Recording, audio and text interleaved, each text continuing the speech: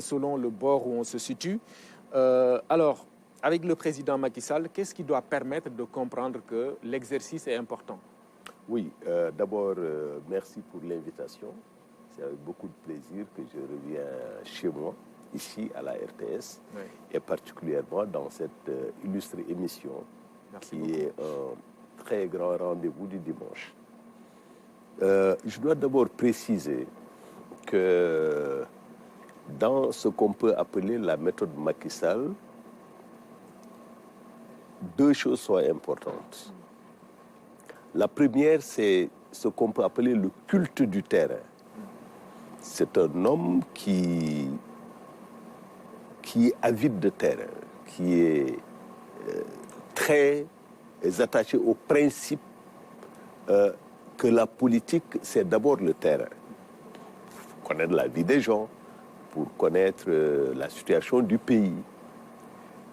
Au lieu d'attendre juste des bulletins de renseignement ou bien les médias ou les conseillers, le président affectionne cet exercice qui consiste à aller sur le terrain, de voir lui-même, de tâter le pouls et d'en tirer les conclusions. Oui. Le deuxième aspect de cette méthode-là, c'est le culte de la proximité avec les populations. Parce qu'en réalité, un homme politique, un homme d'État peut décider de conquérir le pouvoir ou de rester au pouvoir, mais ceux qui déterminent en dernière analyse la possibilité de le faire, ce sont les populations. Oui. Et donc, dans cette méthode-là, il y a, comme je disais, le terrain, il y a les populations qui sont en dernière analyse la source de légitimité de toute politique. Parce que vous savez, Omar, vous ne pouvez pas faire le bonheur des gens à leur place. Et donc, c'est l'expression réelle des besoins des populations qui doit fonder toute politique, qui doit fonder tout programme et tout projet de société.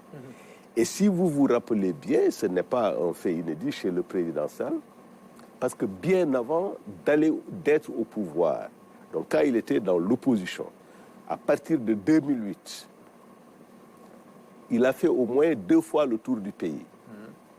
Et là, on le répète souvent, mais la répétition est pédagogique. Il a fait des milliers de kilomètres à l'intérieur du pays et dans la diaspora sénégalaise, en Afrique, en Europe, en Amérique. Pourquoi? Parce que pour lui, le programme qu'il allait proposer aux Sénégalais devait venir des Sénégalais eux-mêmes. Et c'est pourquoi, d'ailleurs, dans sa démarche, il a développé ce qu'il appelait le nouvel ordre de priorité. Oui. Cela veut dire quoi? Cela veut dire qu'on ne peut pas juste se baser sur ses intuitions pour faire un programme. On ne peut pas non plus se baser juste sur ses intuitions pour imaginer ce que les populations veulent. La véritable politique, c'est celle qui consiste à aller à la base, à prendre langue avec les populations, à vivre le vécu, voir les problèmes auxquels elles sont confrontées. Très bien, voir les problèmes auxquels ils sont confrontés, connaître leurs priorités. Et c'est pourquoi il a parlé de nouvel ordre de priorité, tout au contraire de ceux qui peuvent penser que leurs propres priorités sont les priorités des populations. D'accord. Et ça, c'est extrêmement important, non seulement d'un point de vue politique, mais également d'un point de vue sociologique et même dans le rapport tout simplement humain entre le leader et les populations. Donc de l'homme politique tout court, candidat à l'élection présidentielle, au président de la République qu'il est devenu aujourd'hui, cette méthode dont vous parlez est ancrée chez lui, c'est ce que vous voulez dire? Exactement. Oui. Exactement, parce que dès son avènement au pouvoir, il a initié ce qu'on appelle encore les conseils des ministres délocalisés. Les conseils des ministres délocalisés sont une sorte de démythification du pouvoir, au sens où l'auréole de la distance du pouvoir est atténuée parce que le Conseil des ministres, en tant que moment d'expression des positions très fortes et des propositions très fortes du président et délocaliser pour quitter le centre du pouvoir qui est la capitale vers l'intérieur du pays, dans la proximité avec les populations, mais dans la proximité avec le pays de profondeur. D'accord. D'ailleurs, un conseil des ministres est programmé à Matam. Ce sera mardi et mercredi plutôt. Et mardi, il y aura un conseil présidentiel. Maintenant, qu'est-ce qui fait, selon vous, la particularité du Nord? On sait que c'est la région de Saint-Louis et la région de Matam. Mais, je veux dire, du moment où on sait que le cœur de cette tournée sera les infrastructures, qu'est-ce qui doit faire la particularité justement de cette tournée-là? Parce que je pense que la particularité du Nord dans la politique, mais dans l'actualité de façon générale, et l'évolution de notre pays, réside tout simplement dans le fait d'abord que la région Nord, et particulièrement du côté de Saint-Louis, c'est là qu'on a découvert des réserves immenses de gaz et que ça va être exploité très bientôt. Très bien. Et le président Sall a fait aménager des dispositifs extrêmement pertinents pour une exploitation non seulement judicieuse, mais aussi utile pour le peuple sénégalais. Cela veut dire quoi? Cela veut dire qu'à partir du nord du pays, notre pays est appelé à changer de visage, premièrement. Deuxièmement, la région nord est un bassin agricole. C'est-à-dire c'est une région à vocation agricole par excellence. Et je pense que il y a énormément d'infrastructures de base qui ont été faites dans ces régions-là, que ce soit des pistes de désenclavement ou bien des ponts, comme celui de Madina Ndiagbe, des routes, parce qu'il va inaugurer la route Ndjoum, Matam, Bakel. Ensuite, sans compter comment dirais, les infrastructures, plutôt les aménagements hydro-agricoles. Mais donc, c'est tout un paquet, mais qui, dans cette région, va permettre, n'est-ce pas, à terme de relancer et les productions agricoles, mais également de contribuer à l'échange, à l'intensification des échanges de biens et de services à l'intérieur de notre pays. Par des infrastructures, notamment routières. Exactement. Il n'y a pas seulement des infrastructures routières, il y a également des aménagements, comme je disais, hydro-agricoles. Il y a également dans le domaine de la santé, il va inaugurer des établissements de santé, notamment à Agnam Godo, un hôpital de niveau 1, je crois. Il va lancer des travaux également au niveau de la région de Matam, notamment un centre hospitalier régional à Matam. Donc il y a les aspects agricoles, les aspects infrastructurels, les aspects sanitaires, tout ça qui va constituer des moments extrêmement importants, extrêmement forts dans ce périple du président dans la région Nord. Ok. Alors, pourquoi alors, c'est vrai, ce qu'on décrit aujourd'hui, c'est un niveau assez satisfaisant des investissements qui ont été faits, particulièrement dans cette partie du pays, le Nord et le Fouta notamment. Comment comprendre alors ces voix qui s'élèvent pour dire que sur cette partie du pays-là, notamment au Fouta, ça ne va pas? Non, je crois que, vous savez, il n'a jamais eu, moi je n'ai pas souvenance d'un pays où il y a un seuil de satisfaction totale. Vous prenez les plus grandes puissances économiques et financières à travers le monde, vous y trouverez tous les jours l'expression d'une frustration par-ci, d'un mécontentement par-là. Donc ça, c'est inhérent aux démocraties. Vous savez, la vertu insigne de la démocratie, c'est de permettre l'expression plurielle, mais y compris l'expression quelquefois la plus radicale ou la plus extrémiste. Bref, ça, on va peut-être y revenir. Alors, au Fouta, comme dans d'autres régions, on devrait savoir ceci. Vous savez, Omar, de 1960 à aujourd'hui, c'est 51 ans. Alors, de Senghor au président Diouf, les socialistes ont gouverné ce pays pendant 40 ans. Il reste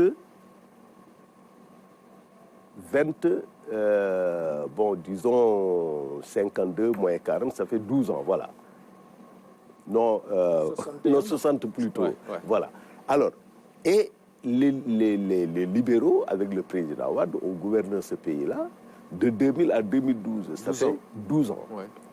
Il reste 9 ans. Alors, il ne faut peut-être pas espérer trop qu'en 9 ans, on puisse combler les gaps de 52 ans. On puisse rattraper, quoi. Oui, c'est combler des gaps. Et pourtant, en 9 ans, nous avons fait des choses exceptionnelles dans ce pays. Dans le secteur de l'eau potable, enfin, l'accès à l'eau potable, nous avons pratiquement réalisé en 9 ans à peu près le même niveau que de 1960 à 2012. Ça, c'est une performance. Et je pense que, nonobstant quelques problèmes liés à l'hydraulique urbaine, qui s'expliquent par la pression démographique dans les centres urbains, en particulier Dakar, Thiès en partie, mais à l'intérieur du pays, je pense que nous allons atteindre le point d'achèvement très bien. L'accès universel. L'accès universel. Oui. Mais également, en matière d'électrification rurale, les performances que nous avons réalisées, je ne dis pas que c'est le même niveau ou c'est le double de ce qui a été réalisé de 1960 à 2012, mais là également, nous approchons le seuil d'achèvement parce que le président a intensifié l'électrification rurale. Et ça, pourquoi j'insiste sur ce point? Oui. Parce que dans son programme et dans ce qu'il a appelé le nouvel ordre de priorité, les populations à l'intérieur du pays avaient particulièrement insisté sur l'accès à l'eau potable, sur l'électrification, sur les pistes de désenclavement et de production, mais également sur la santé. Et c'est ça qui a constitué un peu ce que le président appelle le nouvel ordre de priorité. Et ça, je pense qu'en la matière, pour tout esprit, je dis, ou pour tout homme ou toute femme de bonne foi, les performances qu'on a réalisées en la matière sont énormes. C'est-à-dire c'est incontestable. Sont réelles, mais peut-être qu'on est dans un moment où peut-être les populations sénégalaises sont devenues plus exigeantes ou plus matures. Oui. Qu'est-ce que vous comprenez par là, en fait? Non, c'est peut-être pas une question de maturité, c'est une question peut-être d'exigence. D'exigence. Les gens sont devenus beaucoup plus exigeants. Les gens, ils veulent qu'on accélère le rythme. Et d'ailleurs, le président avait dit dès le début de son mandat, de son premier mandat, qu'il fallait accélérer la cadence. Ça, c'était dans un des conseils des ministres, je crois, août ou septembre 2012. C'était ressorti d'ailleurs dans le communiqué du Conseil des ministres. Alors, vous savez, d'abord, on ne peut pas, comme je disais, combler des gaps de 52 ans en 9 ans. 62 ans. N'est-ce pas? De 62 ans. Alors, mais également, en démocratie, les populations sont toujours plus exigeantes. Oui. Il n'y a pas un point où toutes les doléances, toutes les revendications sont terminées. Je vous donne l'exemple des États-Unis ou de la France ou d'autres pays où les poussées revendicatives sont encore beaucoup plus importantes. D'accord. Maintenant, ce qui attire l'attention de certains observateurs, c'est que jusqu'ici, en fait, le Fouta, cette partie du Sénégal, était, voilà, disons, acquise au président de la République, vu je veux dire, le grenier électoral que constituait cette partie-là pour lui. Il a toujours voilà, gagné là-bas et puis bon, les populations se sont toujours mobilisées. Maintenant qu'on entend tant pis, je crois que ça veut dire qu'il y a des... Oui. Oui, il y a des problèmes. Oui. J'ai bien traduit. D'abord, je dois préciser quelque chose. Le président, lors de son premier mandat, comme lors de son mandat en cours, a gagné massivement un peu partout. Absolument. Mais à Dakar, il a gagné massivement. Alors, elle à la première, lors des élections de 2012 et lors des élections de 2019. Dans le Sine Saloum, il a gagné massivement. Dans le nord du pays, il a gagné massivement. Ouais. Donc, en réalité, il n'y a pas que le nord. Parce que quand même, souvenons-nous que le président avait gagné à plus de 63% lors de son premier mandat. Plus de 58% lors de sa deuxième participation à l'élection présidentielle, pour sa réélection. Alors, et donc, je pense qu'il faut relativiser les choses. Maintenant, le président, il est originaire, en tout cas du point de ses parents, de cette région-là. C'est même normal que ce lien affectif rejaillisse sur sa popularité. Mais comme dans toute autre partie du pays, là-bas aussi, il y a des voix qui peuvent s'élever pour dire Fouta Tampi, c'est-à-dire le Fouta, littéralement, le Fouta vit en malaise. C'est tout à fait normal. Non seulement on est en démocratie, mais là où les réalisations n'ont pas encore eu un impact majeur, c'est ça. Là où on n'a pas encore répondu, pas faute de volonté, mais parce que simplement c'est une programmation, on ne peut pas faire tout à la fois. C'est tout à fait possible et normal même que des populations s'élèvent pour revendiquer. Mais cela ne signifie pas un désaveu. Okay. C'est-à-dire qu'il ne faut pas aussi confondre ce cri de cœur et le désaveu que subirait le président de la République. Ça n'a absolument rien à voir. Et ça, je peux vous je le rassure. On l'a vu hier à Podor, l'accueil était exceptionnel. Mais que ce soit à Podor, que ce soit à Dagana, à Saint-Louis, à Matam, n'est-ce pas, à Kanel, l'accueil sera populaire. Ça, on vous le garantit. Bon, moi, je ne suis pas responsable politique là-bas, mais je sais que le niveau de préparation, mais le niveau d'appropriation des réalisations par les populations sont des ressorts, sont des ressorts extrêmement puissants pour que justement le président de la République soit accueilli massivement et que sa cote de popularité soit intacte. D'accord. Alors, c'est un grand moment de communion. Ces accueils populaires-là le démontrent carrément. Mais beaucoup retiennent justement ce cachet populaire-là pour conforter leurs critiques en voyant l'angle politique de ces tournées économiques. Vous répondez quoi? D'abord, je vous disais tantôt que le président n'a pas commencé ses tournées une fois au pouvoir. Il les a commencées alors qu'il était dans l'opposition. Très bien. 1. 2. Je rappelle également que le président avait envisagé de faire des tournées au mois de janvier 2020. Okay. N'est-ce pas? Il l'avait annoncé.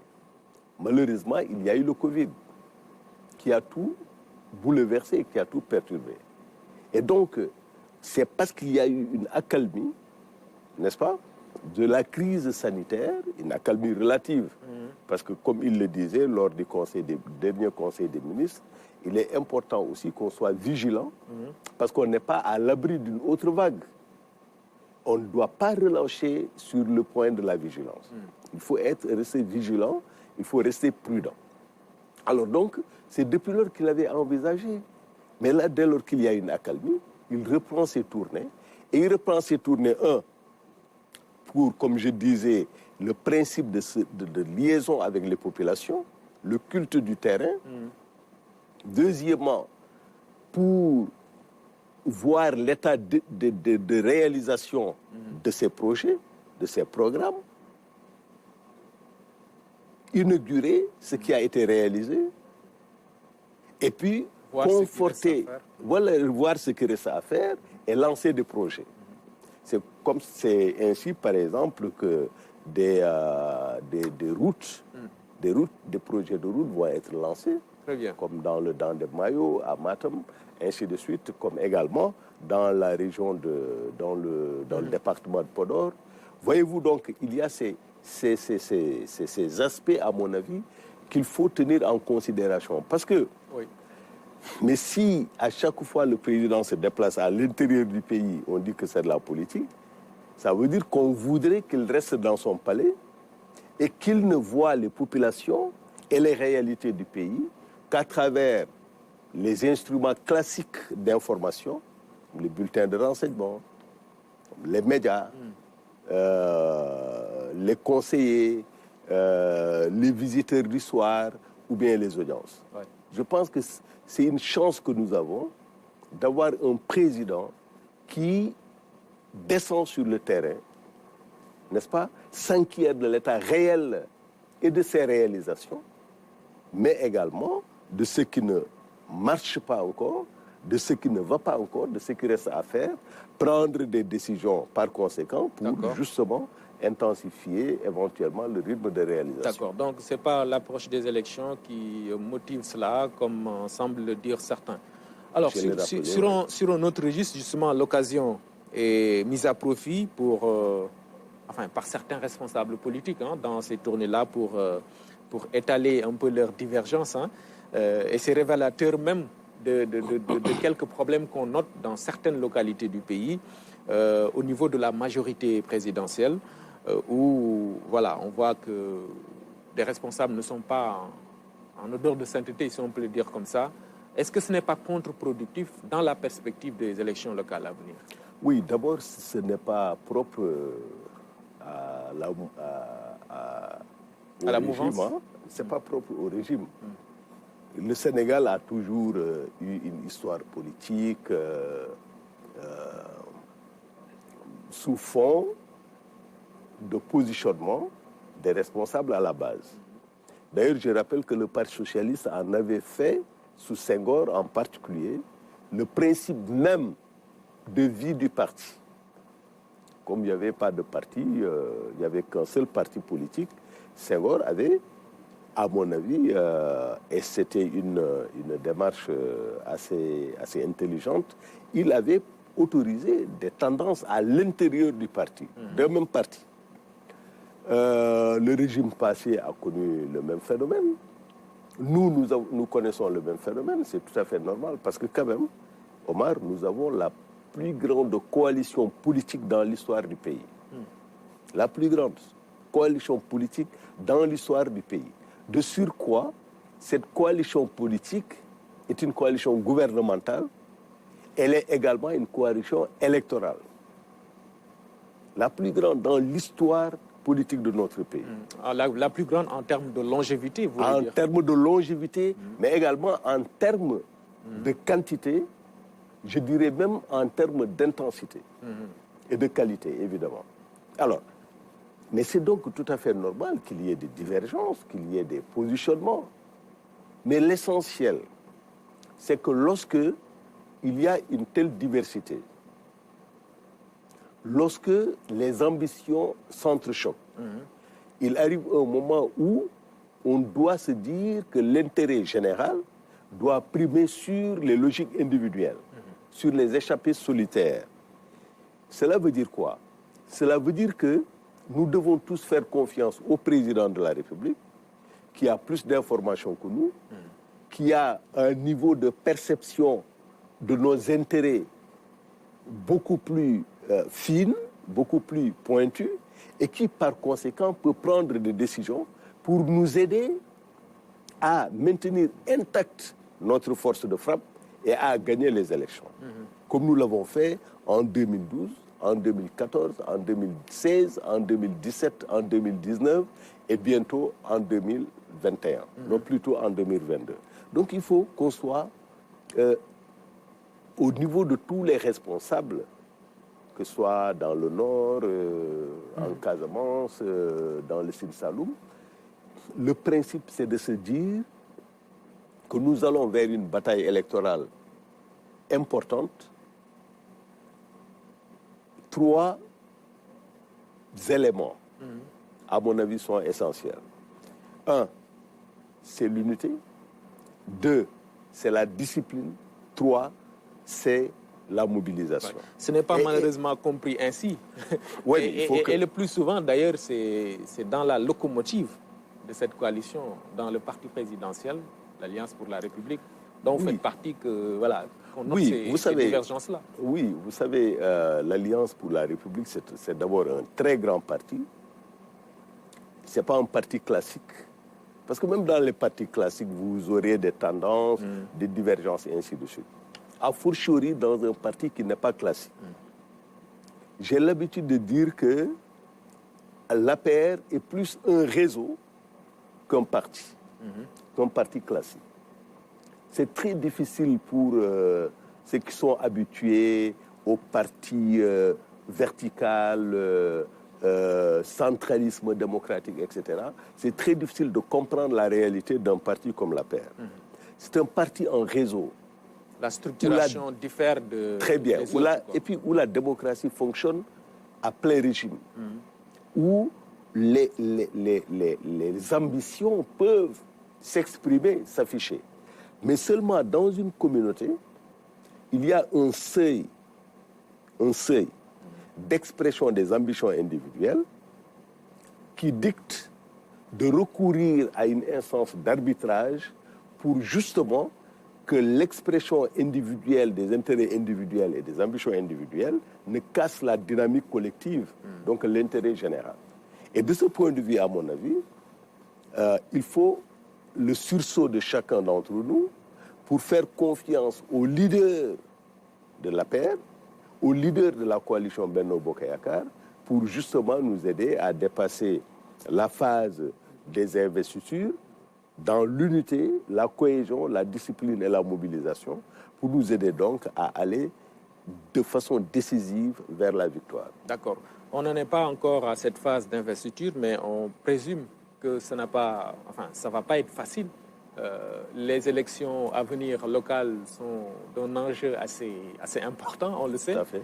Et voilà, chacun veut s'imposer le plus normalement du monde, parce qu'on est dans le cadre d'élections locales où, je vous dis, tout se décide à la base. Vous pensez que l'exercice sera facile pour le patron de la coalition, le président Macky Sall? Bon, ce n'est jamais facile. Ce n'est jamais facile parce que, d'abord, ce sont des amis, des camarades qui se positionnent pour être tête de liste ou même pour figurer dans telle ou telle liste. C'est tout à fait normal, ça ne sera pas facile. Mais il est important que chacun d'entre nous soit le porte-parole, le héros, j'allais dire, de l'unité, de la discipline et de la mobilisation. Oui. Mais surtout, qu'on sache que faire confiance au président de notre parti, au président de notre coalition, c'est nous donner les chances intactes de gagner haut la main ces élections-là. Et c'est pourquoi on est en politique. On est en politique et chaque erreur se paye cash. Une erreur se paye cash en politique. Donc il ne faudrait pas que sous la poussée des ambitions et des intérêts individuels, que nos amis, nos camarades, nos responsables, n'est-ce pas, remettent en cause la vitalité de notre régime, mais également la vitalité de l'APR et de Benno Bokk Yakaar. D'accord. Maintenant, l'autre défi se trouve en face, parce qu'il y a aujourd'hui une opposition également qui se déploie. Vendredi même, on a vu cette manifestation du mouvement M2D qui va en faire d'autres d'ailleurs. Il a annoncé le mouvement d'autres manifestations. Manifestation donc pour, dit-on, réclamer la libération de détenus politique, entre guillemets. Comment est-ce que vous percevez cette démarche-là de l'opposition? Non, d'abord, je pense que l'opposition elle-même est consciente qu'il y a des choses qui se sont passées dans ce pays qui ne vont plus se reproduire, qui ne vont plus se répéter.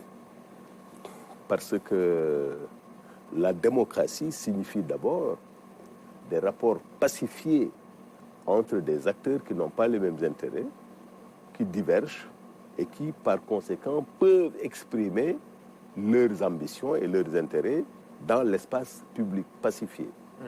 Donc, il faut bien qu'on soit d'accord là-dessus. Il faut que dans ce pays-là, chacun d'entre nous comprenne qu'il ne saurait y avoir d'impunité. Il faut qu'on le comprenne. C'est-à-dire du côté des gens du pouvoir comme du côté des gens de l'opposition. Ouais. Le président est extrêmement clair là-dessus. Parce que vous savez, quand commence la violence, quand commence l'affaiblissement de l'État et de l'ordre, commence le règne de la barbarie. Donc, il faut faire très, très, très attention. Parce que aujourd'hui, on sait où est le rapport de force. Mais heureusement que du côté du pouvoir, on mesure des enjeux, on mesure également le sérieux de la situation dans laquelle se trouve le monde, fragilisé par le Covid, fragilisé par les nouvelles menaces extrémistes, fragilisé également par des poussées de nouvelles identités et de nouvelles revendications. Ouais. Et donc, c'est pourquoi il faut faire extrêmement attention. Je sais que l'État du Sénégal ne peut pas faire preuve de faiblesse par rapport à quoi que ce soit. C'est pourquoi il ne faut pas aussi, à mon avis, mettre toute l'opposition dans le même panier. Le même sac, oui. Parce qu'on a une opposition qui se bat sur des principes républicains, qui se bat de façon démocratique. Et cette opposition, que j'appellerais démocratique et républicaine, a un allié essentiel, c'est le pouvoir. Parce qu'il ne faut pas se tromper. Les poussées contre l'État ne sont pas productives. On a vu un peu partout ce que ça a produit, si ça réussit. Heureusement que le Sénégal a des fondamentaux. Le Sénégal est assis sur un socle démocratique, politique et même sociologique qui fait justement qu'on n'a pas de risque de ce point de vue-là. Mais le fait qu'il n'y ait pas de risque évident ne doit pas nous désarmer en termes de vigilance et de prudence par rapport justement aux évolutions, à toutes les évolutions. D'accord, c'était un rassemblement, précisons-le, vendredi à la Place de la Nation, mais on peut faire une lecture pour voir effectivement que c'est peut-être requinqué, revigoré, que voilà, on a vu une partie de l'opposition parce que c'est le mouvement M2D qui est derrière cette initiative-là. Je veux dire que donc cette opposition veuille profiter de la situation pour peut-être voir ce qu'elle peut avoir lors des prochaines élections. Vous ne voyez pas le problème sous cet angle-là politique? Moi, je ne suis pas là comme analyste. Ensuite, je ne veux pas aussi faire des recommandations à l'opposition. Oui. L'opposition a ses stratégies, elle n'a qu'à se débrouiller. L'essentiel, c'est que de notre côté, et puis c'est de bonne guerre. C'est de bonne guerre. Leur rôle, c'est de s'opposer.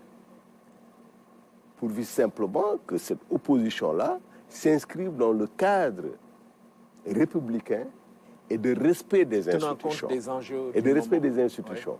Tenant compte pleinement des enjeux du moment. Parce qu'il faut qu'ils évitent coûte que coûte quelque confrontation que ce soit. Parce que ce n'est pas bon, cette confrontation-là. Et je le disais tout à l'heure, on sait où se trouve le rapport de force. Donc il faut faire très attention. Premièrement. Deuxièmement, je pense que nous n'allons pas faire la leçon à l'opposition, ni leur donner des recommandations, leur dire comment il faut faire. Nous nous concentrons de façon maximale sur nos objectifs. Et nos objectifs, c'est de gagner haut la main les prochaines élections locales. De gagner Dakar, de gagner les grandes villes, de gagner l'intérieur du pays. Parce qu'aujourd'hui, pour l'essentiel, nous sommes hégémoniques dans les collectivités territoriales. Et je pense que c'est ça qu'il faut accentuer, n'est-ce pas, pour justement donner à notre coalition toutes les chances de continuer encore à diriger le pays pendant longtemps pour mettre en œuvre les réformes dont nous sommes porteurs. D'accord. Le débat est aussi au niveau du processus qui doit nous mener effectivement vers ces élections-là, territoriales. L'audit du fichier a été récemment fait. Il conclut à une fiabilité de ce fichier-là. Évidemment, l'opposition n'est pas dans les logiques d'accepter ces résultats-là. Récemment, la société civile a demandé aussi à l'État d'appliquer les recommandations issues de cet audit-là. Est-ce que vous pensez que le processus, dans son ensemble, peut garantir des élections tranquilles et apaisées? Je pense que les auditeurs, d'abord c'est l'opposition qui avait demandé l'audit du fichier. L'audit du fichier a été fait. Et les auditeurs ont conclu que le fichier était globalement fiable. C'est ça la conclusion. Et bon, il ne faut pas noyer le poisson. Il faut partir des faits. Et les faits, en l'occurrence, en l'espèce, c'est que le fichier est jugé fiable par les auditeurs. La société civile sait maintenant que le fichier, il est fiable. La fiabilité veut dire conforme à la norme, conforme à la règle.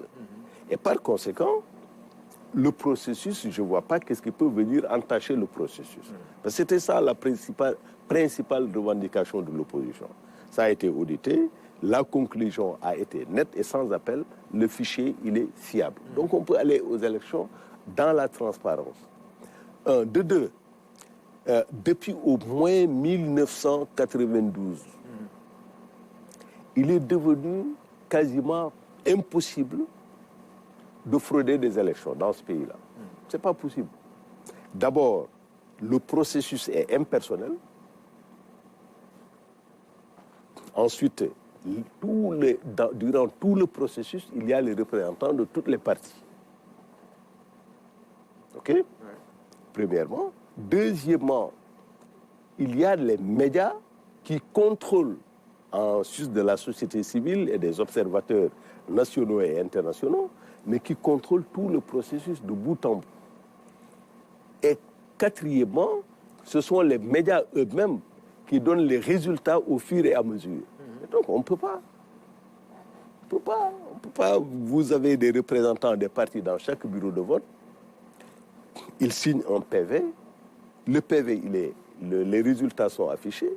Les médias transmettent immédiatement. Donc il n'y a pas de possibilité de fraude. Il n'y en a pas.